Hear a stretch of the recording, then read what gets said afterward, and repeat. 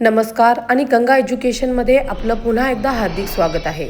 या प्लॅटफॉर्मवर तुम्हाला विधिक क्षेत्रातील महत्त्वाचे विषय, कायद्यांशी संबंधित स्पर्धा परीक्षांची तयारी, महत्त्वपूर्ण कायदेशीर तथ्य आणि विधीचा इतिहास याविषयी सुस्पष्ट आणि शिस्तबद्ध मार्गदर्शन मिळेल. आजच्या व्हिडिओमध्ये आपण भारतीय न्याय संहिता 2023च्या कलम 88 ते 92 वरती चर्चा करणार आहोत. नमस्कार, गंगा एज्युकेशनमध्ये तुम्हा सर्वांचं स्वागत आहे. आज आपण भारतीय न्याय संहिता 2023 मधला एक खूप महत्त्वाचा विषय समजून घेणार आहोत. कलम 88 आणि 89 जे गर्भपात घडवण्याच्या गुन्ह्यांशी संबंधित आहेत. न्यायपालिका आणि APO परीक्षांच्या दृष्टीनं हा विषय अत्यंत महत्त्वाचा आहे. चला तर मग सुरुवात करूया. तर आपलं विश्लेषण सुरू करण्याआधी एक मोठा प्रश्न आपल्यासमोर येतो. कायदा एकाच वेळी आईच्या जीविताचं संरक्षण आणि न जन्मलेल्या बाळाचं संरक्षण या दोन अत्यंत महत्त्वाच्या गोष्टींमध्ये समतोल कसा साधतो? खरं तर ही दोन्ही कलमं याच समतोलावर आधारित आहेत. चला तर मग सुरुवात करूया. कलम 88 पासून पाहूया हे कलम नेमकं काय सांगतं आणि गर्भपात घडवण्याच्या गुन्ह्यांबद्दल त्याची मूलभूत व्याख्या काय आहे. तर भारतीय न्याय संहितेचं कलम 88 सांगतं की जर कोणी हेतुपुरस्कर एखाद्या गर्भवती महिलेचा गर्भपात घडवून आणला तर तो एक गुन्हा आहे. पण याला एक अपवाद आहे. जर ते कृत्य त्या महिलेचा जीव वाचवण्यासाठी अगदी सद्भावनेने केलं असेल तर त्याला गुन्हा मानलं जाणार नाही. ओके, तर हा गुन्हा कोर्टात सिद्ध करायचा असेल तर 3 मुख्य घटक सिद्ध करावे लागतात. चला एक एक करून पाहूया. पहिली गोष्ट, ती स्त्री गर्भवती असायला हवी, म्हणजेच वुमन विथ चाइल्ड. दुसरी गोष्ट म्हणजे हे कृत्य आरोपीने मुद्दामहून म्हणजे व्हॉलंटरीली केलेलं असावं. आणि तिसरी आणि सगळ्यात महत्त्वाची गोष्ट म्हणजे ते कृत्य स्त्रीचा जीव वाचवण्याच्या चांगल्या हेतूने म्हणजे इन गुड फेथ केलेलं नसावं. आता शिक्षेबद्दल बोलूया. आणि इथे एक इंटरेस्टिंग गोष्ट आहे. कलम 88 मध्ये शिक्षेचे 2 स्तर आहेत.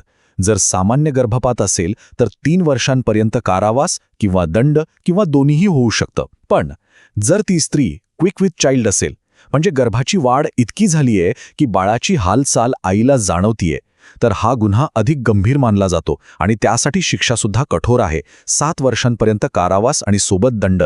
आणि हो, इथे एक गोष्ट लक्षात ठेवणं खूप गरजेचं आहे.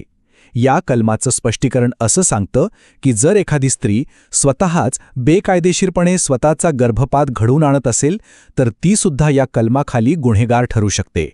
बघा, या कलमामध्ये एक खूप मोठा बचाव दडलेला आहे आणि तो म्हणजे बोनाफाईड किंवा गुड फेथ, म्हणजेच सद्भावनेचा अपवाद. म्हणजे जर एखादा गर्भपात त्या स्त्रीचा जीव वाचवण्यासाठीच केला गेला असेल तर ते कृत्य गुन्हा मानलं जात नाही. कायदेशीर विश्लेषणासाठी हा मुद्दा खूप महत्त्वाचा आहे. आता सर्वोच्च न्यायालयाच्या या महत्त्वपूर्ण विधानामुळे या चर्चेला एक नवीन वळण मिळतं. हे विधान स्त्रीच्या संमतीच्या आणि निवडीच्या अधिकारावर जोर देतं. आणि याच विचारातून आपण आता पुढच्या कलमाकडे म्हणजेच कलम 89 कडे वळणार आहोत. आता वळूया कलम 89 कडे. हे कलम 88चंच एक पुढचं पण खूप जास्त गंभीर रूप आहे असं म्हणायला हरकत नाही. इथे गुन्हा स्त्रीच्या संमतीशिवाय घडतो. कलम 89 सुद्धा गर्भपात घडवण्याबद्दलच बोलतं. मग तुम्ही म्हणाल फरक काय आहे? तर फरक फक्त एका शब्दाचा आहे, पण तोच या गुन्ह्याचं स्वरूप पूर्णपणे बदलून टाकतो. आणि तो शब्द आहे संमतीशिवाय. हो, हे कृत्य स्त्रीच्या संमतीशिवाय केलेलं असतं. ठीक आहे, मग कलम 89 साठी काय काय सिद्ध करावं लागेल? पहिलं म्हणजे गर्भपात घडवण्याचं कृत्य झालेलं असावं. दुसरं, आणि हे सगळ्यात महत्त्वाचं आहे, की हे कृत्य त्या स्त्रीच्या संमतीशिवाय झालेलं असावं. आणि तिसरी गोष्ट म्हणजे इथे शिक्षेसाठी गर्भधारणेचा टप्पा महत्त्वाचा नाही. ती स्त्री क्विक विथ चाइल्ड असो किंवा नसो, त्याने काहीही फरक पडत नाही. या गुन्ह्याची गंभीरता त्याच्या शिक्षेवरूनच लगेच लक्षात येते. कलम 89 खाली दोषी व्यक्तीला 10 वर्षांपर्यंतचा कारावास होऊ शकतो किंवा अगदी जन्मठेपेपर्यंतची शिक्षा आणि दंडही होऊ शकतो. यावरूनच कायदा या गुन्ह्याला किती गंभीर मानतो हे स्पष्ट होतं. चला आता परीक्षेच्या दृष्टीने सगळ्यात महत्त्वाच्या भागाकडे येऊया. तो म्हणजे कलम 88 आणि 89 मधला नेमका फरक काय आहे हे समजून घेणं खूप गरजेचं आहे. या तक्त्याकडे बघा, आपण एका मुद्द्यावरून जाऊया. सगळ्यात पहिला आणि मोठा फरक आहे संमतीचा. कलम 88 मध्ये संमती हा घटक महत्त्वाचा नाही, पण कलम 89 मध्ये संमतीचा अभाव हाच गुन्ह्याचा मूळ आधार आहे. दुसरा मोठा फरक आहे शिक्षेचा. कलम 88 मध्ये 3 ते 7 वर्षांची शिक्षा आहे, तर कलम 89 मध्ये जन्मठेपेपर्यंतची कठोर शिक्षा आहे. आणि तिसरा महत्त्वाचा फरक म्हणजे गर्भधारणेचा टप्पा. कलम 88 मध्ये तो शिक्षेसाठी महत्वाचा आहे, पण कलम 89 मध्ये तो पूर्णपणे अप्रासंगिक आहे. ठीक आहे, थिअरी तर समजली, पण प्रत्यक्षात हे कायदे कसे लागू होतात? चला, एक महत्वाचा न्यायालयीन निवाडा आणि एका सोप्या उदाहरणातून हे समजून घेऊया. क्वीन एम्प्रेस विरुद्ध अदेम्मा हा खूप जुना पण महत्वाचा खटला आहे. या केसमध्ये कोर्टाने एक बेसिक प्रिन्सिपल सेट केलं. ते म्हणजे आईचा जीव वाचवण्यासारखं कोणतंही कायदेशीर कारण नसताना जाणून बुजून गर्भपात घडवणं हा एक फौजदारी गुन्हा आहे. या निर्णयाने कलम 88चा आधारच मजबूत केला. आता एक व्यावहारिक उदाहरण पाहूया, म्हणजे विषय अजून सोपा होईल. समजा एका व्यक्तीने आपल्या गर्भवती पत्नीला तिच्या इच्छेविरुद्ध आणि तिला न कळवता गर्भपात करणारं एखादं औषध दिलं. हे कृत्य थेट कलम 89च्या अंतर्गत येतं. का? कारण ते त्या स्त्रीच्या संमतीशिवाय केलेलं आहे. परीक्षेतील प्रॉब्लेम बेस्ड प्रश्नांसाठी अशी उदाहरणं खूप उपयोगी पडतात. आता फौजदारी कायद्यात एक खूप मूलभूत तत्त्व आहे जे तुम्ही सगळ्यांनी ऐकलं असेल, ॲक्टस नॉन फॅसिट्रियम निसी मेन्सिट्रिया. आता हे ऐकायला खूप अवघड वाटतं, पण याचा अर्थ खूप सोपा आहे. याचा अर्थ केवळ कृती एखाद्याला गुन्हेगार ठरवत नाही, त्यासाठी मनात गुन्हेगारी हेतू असणंही आवश्यक आहे. कलम 88 आणि 89 या दोन्ही कलमांमध्ये गर्भपात घडवण्याची कृती हेतुपुरस्पर म्हणजे मुद्दामून केलेली असावी हे सिद्ध करणं आवश्यक आहे. ओके, तर आपण जवळजवळ सगळं कव्हर केलं आहे. आता शेवटच्या आणि तुमच्यासाठी सगळ्यात महत्त्वाच्या भागाकडे येऊया, परीक्षेच्या तयारीसाठी काही खास टिप्स आणि एक जलद उजळणी. बघा, प्रिलिम्सची तयारी करत असाल तर काही गोष्टी डायरेक्ट विचारल्या जातात, जसं की कलमांचे क्रमांक म्हणजे 88 आणि 89, प्रत्येक गुन्ह्यासाठी शिक्षा किती आहे आणि सगळ्यात महत्त्वाचं, दोन्हींमधला मुख्य फरक काय आहे, तर तो आहे संमती. आणि जर तुम्ही मेन्सची तयारी करत असाल तर तुम्हाला या दोन्ही कलमांमधील फरक स्पष्ट करायला सांगितला जाऊ शकतो किंवा संमतीवर आधारित एखादा प्रॉब्लेम बेस्ड प्रश्न येऊ शकतो. चला तर मग जाता जाता एक क्विक रिव्हिजन करूया. फक्त 3 गोष्टी लक्षात ठेवा. 1. कलम 88 म्हणजे गर्भपात घडवणे जिथे संमतीचा मुद्दा नाही. 2.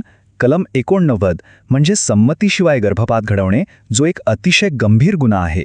आणि 3. सगळ्यात महत्त्वाचं, या दोन्हींमधला फरक कशावर अवलंबून आहे, तर तो आहे संमती या एका शब्दावर. तर आजच्या पुरतं इतकंच. मला आशा आहे की तुम्हाला हे दोन्ही कलमच चांगल्या प्रकारे समजली असतील. अशाच प्रकारच्या माहितीपूर्ण आणि परीक्षाभिमुख कायदेशीर विश्लेषणासाठी गंगा एज्युकेशनसोबत जोडलेले रहा. नमस्कार, गंगा एज्युकेशनमध्ये आपलं स्वागत आहे. आज आपण भारतीय न्याय संहिता 2023 मधला एक खूप महत्त्वाचा विषय पाहणार आहोत, अजन्म बालकांशी संबंधित गुन्हे.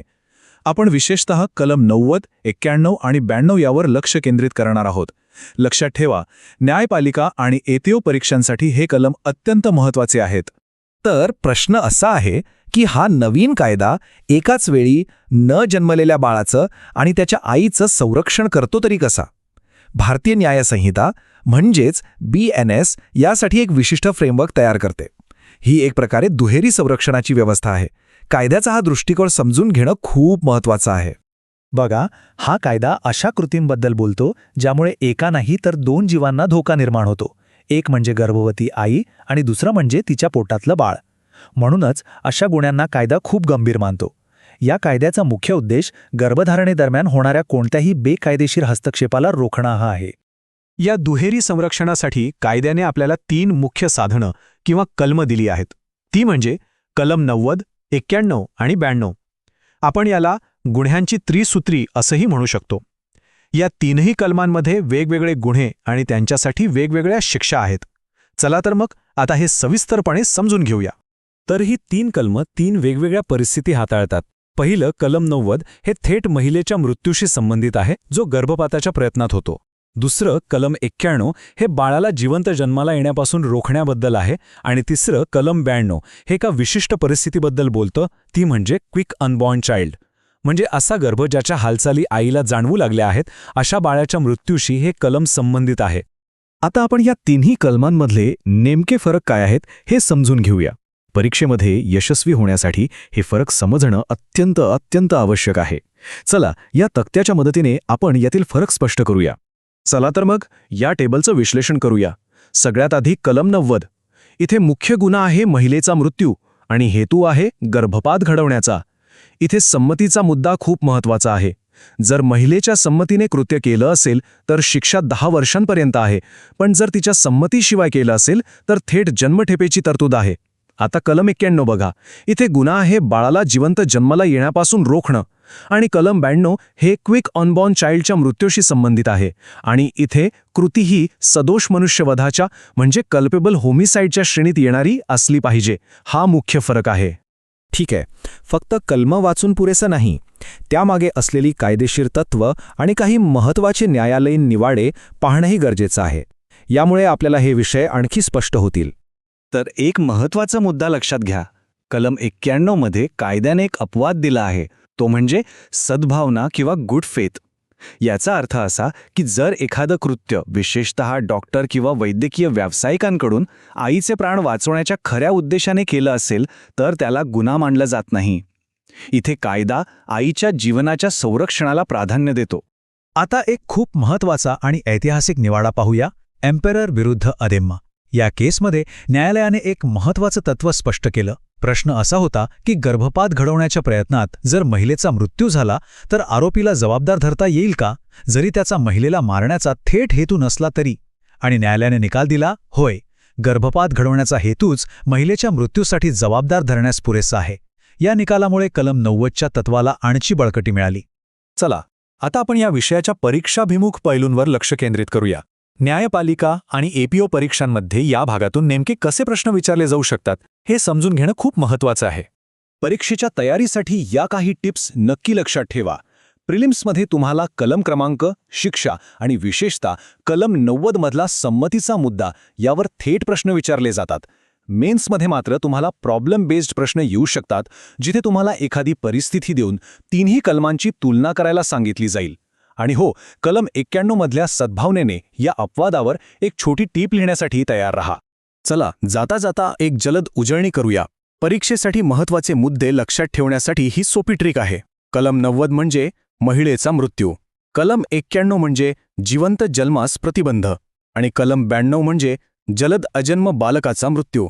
हे 3 मुद्दे जर तुम्ही लक्षात ठेवले तर तुम्हाला परीक्षेमध्ये अजिबात गोंधळ होणार नाही. न्यायपालिका, एपीओ आणि कायद्याच्या इतर परीक्षांवर लक्ष केंद्रित केलेल्या अधिक कायदेशीर आणि उपयुक्त माहितीसाठी गंगा एज्युकेशनसोबत जोडलेले रहा. नमस्कार, गंगा एज्युकेशनमध्ये आपल्या सगळ्यांचं खूप खूप स्वागत आहे. आज आपण भारतीय न्याय संहिता 2023 मधलं एक अतिशय महत्त्वाचं कलम म्हणजेच कलम 91 यावर अगदी सविस्तरपणे चर्चा करणार आहोत. तर आपलं आजचं हे विश्लेषण आपण या 4 मुख्य भागांमध्ये विभागून समजून घेणार आहोत. यामुळे काय होईल की प्रत्येक पैलू आपल्याला अगदी स्पष्टपणे समजेल आणि तो कायम आपल्या लक्षात राहील. चला तर मग सुरू करूया. चला, सगळ्यात आधी आपण कलम 91चा मूळ उद्देश काय आहे तो समजून घेऊया. म्हणजे हा कायदा मुळात का आणला गेला आणि तो नक्की कशाचं संरक्षण करतो. तर बघा, कलम 91चा मुख्य उद्देश आहे जन्माच्या उंबरठ्यावर असलेल्या संभाव्य जीवाचं संरक्षण करणं. हे कलम अशा कृत्यांना गुन्हा ठरवतं जे एखाद्या मुलाला जिवंत जन्माला येण्यापासून रोखतात किंवा जन्मानंतर त्याचा मृत्यू घडवून आणतात. आणि हो, ज्युडिशियरी आणि एपीओ परीक्षांसाठी हा एक अत्यंत महत्त्वाचा मुद्दा आहे. आता कायद्याच्या या ओळीचा सोप्या भाषेत अर्थ काय होतो, तर जर कोणी जन्माच्या आधीच अर्भकाचं जीवन संपवण्याच्या दुष्ट हेतूने म्हणजे वाईट उद्देशाने काही कृत्य केलं तर ते या कायद्यानुसार पूर्णपणे प्रतिबंधित आहेत. इथे उद्देश किंवा इंटेन्शन हा शब्द खूप महत्त्वाचा आहे. चला, आता आपण या गुन्ह्याचं विश्लेषण करूया. म्हणजे कलम 91 अंतर्गत गुन्हा सिद्ध करायचा असेल तर नेमके कोणते आवश्यक घटक आहेत हे समजून घेणं परीक्षेच्या दृष्टीनं फार महत्त्वाचं आहे. बघा, हा गुन्हा सिद्ध करण्यासाठी फिर्यादी पक्षाला म्हणजे प्रॉसिक्युशनला हे 4ही आवश्यक घटक सिद्ध करावेच लागतात. कायद्याच्या भाषेत यांना एसेन्शियल इन्ग्रेडियंट्स असंही म्हणतात. आणि लक्षात ठेवा, यातला एकही घटक जरी सिद्ध नाही झाला तर आरोपीला दोषी ठरवता येत नाही. न्यायालय कोणत्याही केसमध्ये याच तार्किक क्रमाने म्हणजेच याच लॉजिकल सिक्वेन्समध्ये या घटकांची तपासणी करतं. प्रत्येक घटक हा साखळीतील एका दुव्यासारखा महत्त्वाचा आहे. एकही दुवा तुटला तर पूर्ण साखळीच तुटते. बरं, आता आपण हे सिद्धांत प्रत्यक्षात कसे लागू होतात ते पाहूया. काही उदाहरणं, महत्त्वाचे खटले आणि कायदेशीर सूत्रांच्या मदतीने आपण या कायद्याची प्रत्यक्ष अंमलबजावणी कशी होते हे समजून घेऊ. आता या उदाहरणाकडे लक्ष द्या. हे परीक्षेसाठी खूप महत्त्वाचं आहे. समजा एका व्यक्तीने गर्भवती महिलेला असा काहीतरी पदार्थ दिला ज्यामुळे अर्भक मृत जन्माला आलं. या प्रकरणात गुन्हेगारी उद्देश म्हणजे जन्मापूर्वीच मारण्याचा उद्देश आणि निषिद्ध परिणाम म्हणजे मृत जन्म हे दोन्ही स्पष्टपणे दिसतायत. त्यामुळे हे कलम 91 अंतर्गत गुन्हा ठरतो. कायद्याचा अर्थ लावताना न्यायालयाची भूमिका फार महत्त्वाची असते. आर विरुद्ध सीनियर हा एक अतिशय महत्त्वाचा खटला आहे, ज्यातून आपल्याला ह्या तत्वाचा न्यायालयीन अर्थ अधिक चांगल्या प्रकारे समजतो. या ऐतिहासिक निकालामध्ये न्यायालयाने अगदी स्पष्ट केलं की जन्माच्या क्षणी मुलाला श्वास घेण्यापासून रोखणं हे सुद्धा एक गंभीर कृत्य आहे. याचा अर्थ काय? तर मुलाचं जीवन जन्मानंतर काही क्षणांपुरतं जरी असलं तरी त्याचा हेतुपुरस्सर नाश करणं ही एक गंभीर फौजदारी जबाबदारी बनते. ही 3 कायदेशीर सूत्र किंवा लीगल मॅक्सिम्स या कलम 91चा अगदी आधार आहेत. ॲक्टस रिअस म्हणजे गुन्हा घडवून आणणारं प्रत्यक्ष शारीरिक कृत्य. मेन्स रिया म्हणजे त्या कृत्यामागे असलेला गुन्हेगारी हेतू किंवा वाईट मन. आणि बोनाफाईड म्हणजे सद्भावना किंवा चांगला हेतू जे या गुन्ह्यातून सूट देऊ शकतं, जसं की आईचा जीव वाचवण्यासाठी केलेलं कृत्य. चला आता आपण शेवटच्या आणि परीक्षेच्या दृष्टीनं सर्वात महत्त्वाच्या भागाकडे वळूया. इथे आपण शिक्षा आणि परीक्षेसंबंधित महत्त्वाच्या माहितीवर लक्ष केंद्रित करणार आहोत. शिक्षेची तरतूद लक्षात ठेवणं अत्यंत आवश्यक आहे, विशेषतः प्रिलिम्ससाठी.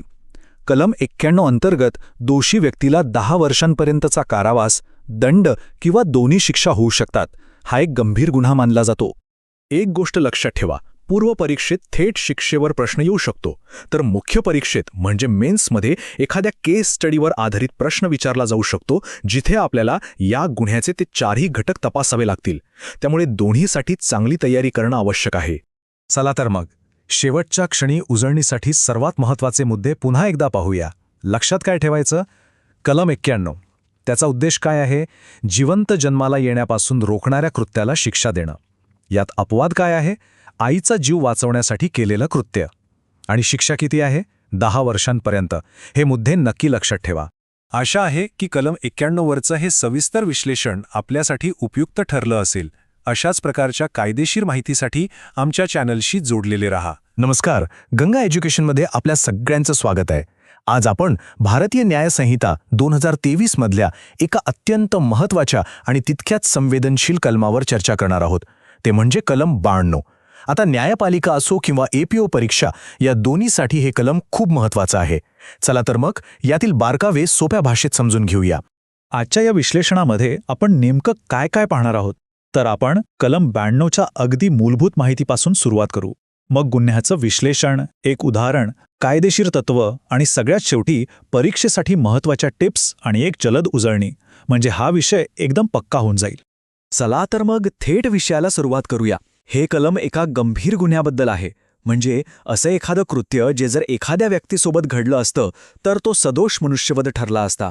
पण इथे त्या कृत्यामुळे एका सजीव अजन्म बालकाचा मृत्यू होतो. पण कायद्याच्या भाषेत सजीव अजन्म बालक म्हणजे नेमकं काय? चला ते पाहूया. तर बघा, कायद्याच्या दृष्टीनं सजीव अजन्म बालक ही एक खूप विशिष्ट संकल्पना आहे. याचा अर्थ फक्त गर्भ असा नाही, तर गर्भावस्थेतील तो पुढचा टप्पा, जिथे बाळाचा इतका विकास झालेला असतो की त्याच्या हालचाली आईला जाणवू लागतात. कायदा या अवस्थेला एक विशेष संरक्षण देतो. आणि इथेच या कलमाचं खरं महत्त्व आहे. ही तरतूद फक्त एका शारीरिक नुकसानीबद्दल नाही बोलत, तर ती एका विकसित होत असलेल्या जीवाला इजा पोचवण्यामागची जी नैतिक गंभीरता आहे त्याला कायदेशीर मान्यता देते आणि अशा कृत्यांना शिक्षा देते. आता आपण या गुन्ह्याच्या कायदेशीर रचनेकडे वळूया. परीक्षेसाठी कायद्यातील अचूक शब्द आणि त्याचे आवश्यक घटक म्हणजे इसेन्शियल इन्ग्रेडियंट्स समजून घेणं खूप महत्त्वाचं असतं. कायद्यातील ही ओळ बघा, ती थेट कार्यकारण भाव किंवा डायरेक्ट कॉझेशन स्थापित करते. याचा अर्थ अगदी स्पष्ट आहे. आरोपीच्या कृतीमुळेच आणि थेट त्याच्याच कृतीमुळे त्या विकसित गर्भाचा मृत्यू झाला पाहिजे. इतर कोणतंही अप्रत्यक्ष कारण इथे ग्राह्य धरलं जात नाही. या कलमांतर्गत गुन्हा सिद्ध करायचा असेल तर हे 3 घटक एकत्र सिद्ध करावे लागतात. पहिला, कृत्य जे सदोष मनुष्यवधाच्या स्वरूपाचं असलं पाहिजे. दुसरा, पीडित जो सजीव अजन्म बालक असला पाहिजे. आणि तिसरा, आरोपीचा आपराधिक मानस म्हणजेच मेन्स रिया म्हणजे तसा उद्देश किंवा ज्ञान. यापैकी एकही घटक नसेल तर कलम 92 लागू होणार नाही. आता न्यायालय हा गुन्हा कसा सिद्ध करतं हे पाहूया. ते एका तार्किक प्रक्रियेने पुढे जातं. न्यायालय आधी पाहणार की कृत्य किती धोकादायक होतं, नंतर त्या कृत्याचा थेट परिणाम बालकाच्या मृत्यूत झाला का, आणि या दोन्ही गोष्टी सिद्ध झाल्यावर मग शिक्षेचं स्वरूप ठरवलं जातं. बरं, थेअरी तर खूप झाली. आता या कलमाची अंमलबजावणी प्रत्यक्ष परिस्थितीत कशी होते हे समजून घेण्यासाठी कायद्यातच दिलेलं एक उदाहरण पाहूया, म्हणजे संकल्पना आणखी स्पष्ट होईल. हे एक अगदी क्लासिक उदाहरण आहे. इथे अचा उद्देश कदाचित गर्भवती महिलेला इजा पोहोचवण्याचा होता, पण त्याचा परिणाम काय झाला तर गर्भाचा मृत्यू झाला. कायद्यामध्ये याला ट्रान्सफर्ड मॅलिस किंवा उद्देशाचे हस्तांतरण म्हणतात. म्हणजेच आईबद्दलचा त्याचा गुन्हेगारी उद्देश अजन्म बालकाच्या मृत्यूसाठी त्याला जबाबदार ठरवण्यासाठी पुरेसा आहे. ठीक आहे, आता पुढे जाऊया आणि बघूया की न्यायालयांनी या कलमाचा अर्थ कसा लावला आहे आणि याच्या मागे कोणती कायदेशीर तत्त्व काम करतात. या संदर्भात एम्परर विरुद्ध अधेम्मा हा एक खूप जुना पण आजही महत्त्वाचा मानला जाणारा ऐतिहासिक खटला आहे, जो या कलमाच्या अर्थावर अधिक प्रकाश टाकतो. या ऐतिहासिक निकालातून न्यायालयाने एक महत्त्वाचा सिद्धांत मांडला. त्यांनी अगदी स्पष्ट केलं की जरी पीडित हा जन्माला आलेली व्यक्ती नसला तरी एखाद्या हिंसक कृत्यामुळे जर अजन्म बालकाचा मृत्यू होत असेल तर त्या कृत्याची गंभीरताही मनुष्यवधा इतकीच आहे आणि त्यामुळे फौजदारी जबाबदारी सुद्धा तशीच लागू होईल. या प्रकारच्या प्रकरणांमध्ये अनेकदा रेस इप्सा लोकेटर हे लॅटिन कायदेशीर सूत्र लागू होतं. याचा सोपा अर्थ आहे गोष्ट स्वतःच बोलते. म्हणजे काही वेळा कृत्य इतकं उघडपणे धोकादायक असतं की त्यातून आरोपीचा गुन्हेगारी उद्देश किंवा त्याचा निष्काळजीपणा आपोआप सिद्ध होतो. त्यासाठी वेगळ्या पुराव्याची गरजच भासत नाही. चला, आता या गुन्ह्याचे परिणाम काय आहेत आणि सगळ्यात महत्त्वाचं परीक्षेच्या दृष्टिकोनातून याची तयारी कशी करायची यावर लक्ष केंद्रित करूया. कलम 99 अंतर्गत या गुन्ह्यासाठी अतिशय कठोर शिक्षेची तरतूद आहे. दोषी व्यक्तीला 10 वर्षांपर्यंतच्या कारावासाची शिक्षा होऊ शकते आणि त्यासोबतच दंडही आकारला जातो. यावरून या गुन्ह्याची गंभीरता कायद्याच्या नजरेत किती आहे हे आपल्या लक्षात येतं. आता परीक्षेची तयारी करणाऱ्यांसाठी काही खास टिप्स. प्रिलिम्समध्ये थेट कलमाचा क्रमांक किंवा शिक्षेचा कालावधी विचारला जाऊ शकतो. तर मेन्समध्ये ह्या कलमाच्या घटकांवर किंवा एखाद्या उदाहरणावर आधारित विश्लेषणात्मक प्रश्न येण्याची दाट शक्यता आहे. आणि हो, सजीव अजन्म बालक ही विशिष्ट संज्ञा अजिबात विसरू नका. चला, आता आपण जे काही शिकलो त्याची एक पटकन उजळणी करूया. हे मुद्दे परीक्षेसाठी सर्वात महत्त्वाचे आहेत, त्यामुळे ते लक्षात ठेवणं गरजेचं आहे. तर उजळणीसाठी फक्त या 3 गोष्टी पक्क्या लक्षात ठेवा. पहिली गोष्ट, कलम क्रमांक आहे 92. दुसरी, याची मूळ संकल्पना आहे सदोष मनुष्यवधाच्या कृत्याने सजीव अजन्म बालकाचा मृत्यू घडवणे. आणि तिसरी गोष्ट, शिक्षा आहे 10 वर्षांपर्यंतचा कारावास आणि दंड. हे 3 मुद्दे तुमच्यासाठी सर्वात महत्त्वाचे आहेत. न्यायपालिका, एपीओ आणि कायद्याच्या इतर परीक्षांशी संबंधित अशाच प्रकारच्या माहितीपूर्ण विश्लेषणासाठी गंगा एज्युकेशन सोबत जोडलेले रहा. हे सत्र पाहिल्याबद्दल धन्यवाद. हा व्याख्यान उपयुक्त वाटला असल्यास कृपया लाईक करा, शेअर करा आणि गंगा एज्युकेशनला सबस्क्राईब करा. अशाच महत्त्वपूर्ण कायदेविषयक व्याख्यानांसाठी आमच्याशी जोडलेले रहा.